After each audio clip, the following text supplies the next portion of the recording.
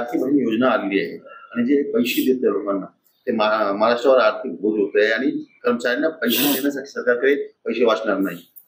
हे सत्य आहे। सर्व योजना या राज्यातल्या बंद केलेल्या आहेत।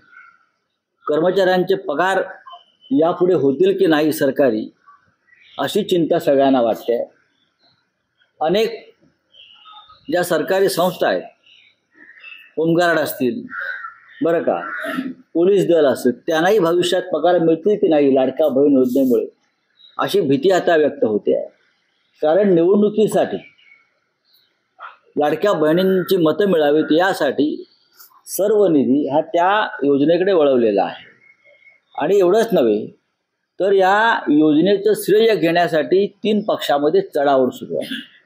मी आजच पाहिलं, मुख्यमंत्री लाडकी बहीण अशी योजना आहे, बरोबर ना, पण देवेंद्र फडणवीस यांनी सरकारी डेटा वापरून सर्व लाडक्या बहिणींना एक पत्र पाठवलेलं आहे।